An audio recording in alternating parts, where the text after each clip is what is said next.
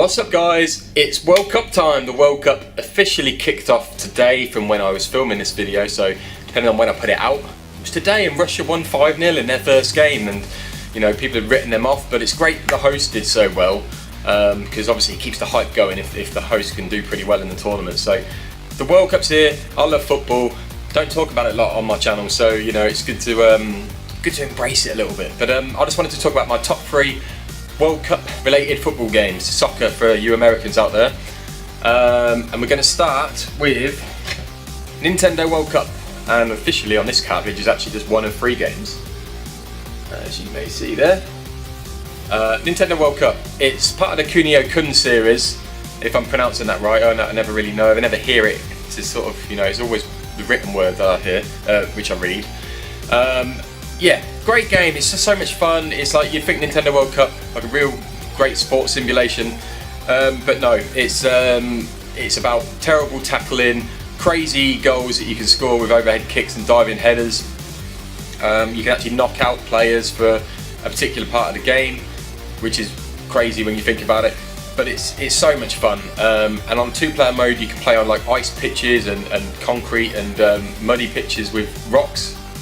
So yeah, the main World Cup tournament, you can work your way through. You play various teams up to a certain level. Depending on who you are, you get your own special sort of overhead kick and a diving header. One tip I'll give you is, if you almost want to score basically every time with these kicks, pick Mexico or Argentina, because they have a shot that basically never misses. I think maybe in the latter games the keeper might get lucky and save a couple, but 99% of the time these shots are going in every time.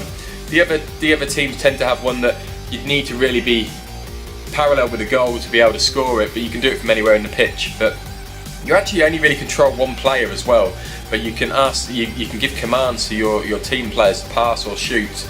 To be honest, they're not going to score many goals themselves. It's best you get them to pass to you, and like I say, properly with a lofted ball, so you can do an overhead kick and score one of your beautiful goals if you're Mexico or Argentina. But worth playing with all the different teams, because they all have wacky goals, and it's worth checking out. But it's so much fun. It's quite a game that no one really talks about, and quite underrated, so check that one out.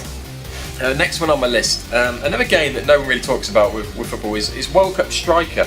Now, I was a big fan of the original Striker on the SNES, and of course World Cup Striker.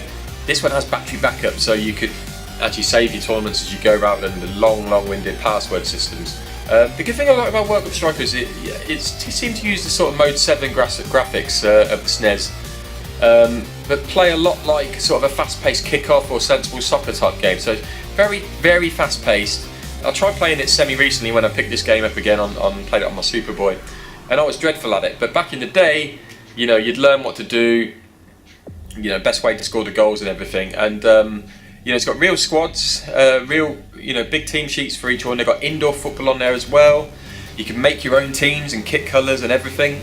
So I used to make my own team, Stormers, before we actually existed as a real team when we were at uni, and put all my friends in the game. So this is one of the first football games I remember where you could actually put in edited teams and everything. And with the battery backup, you could actually save them. You know, if you really wanted to, you could put a ton of club teams in as well, which is very long-winded, you know, but I used to like doing that sort of thing when I was younger. You know, the customisation was always a big thing. But yeah, very fast-paced action game. A bit of a forgotten football game on the SNES. And finally, this was in no particular order, by the way. You know, I was just kind of going in chronological order of their release. But so yeah, sorry. Let's go back. Nintendo World Cup released in theory, I think, for the 1990 World Cup. World Cup Striker USA, hence all the glitz and glamour on the front cover. USA 94, and then finally, which actually I don't own the disc for anymore, but yeah, it's one that I could pick up for dirt cheap. It's World Cup 98, and this was a toss-up. This is for the PS1. It's a toss-up to actually count FIFA 98 Road to the World Cup, or the actual World Cup 98 game.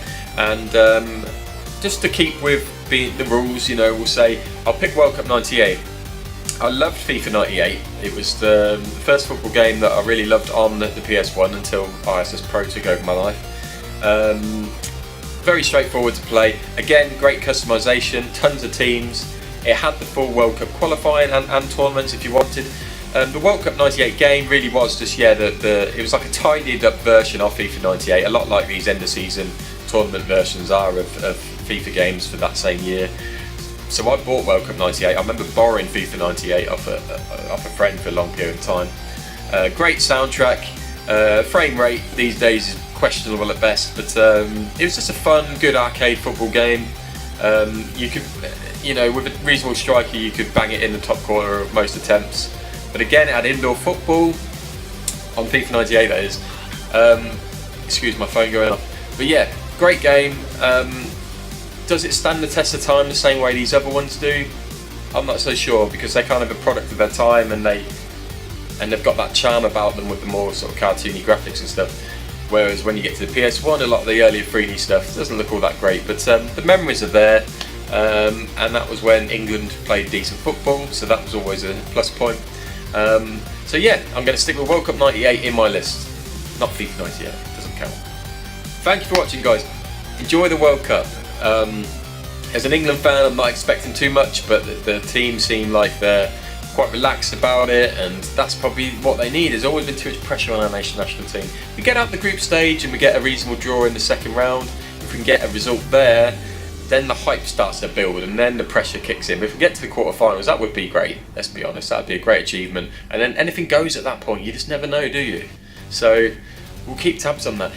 This won't be my only top three footy related things. I know I've already done my football management games, but this is actually World Cup games. When it comes to top 3 football games of all time, that will be different. Maybe, we'll see. But that episode will come too. But thank you for watching, guys. Enjoy the World Cup, and we will catch you very soon.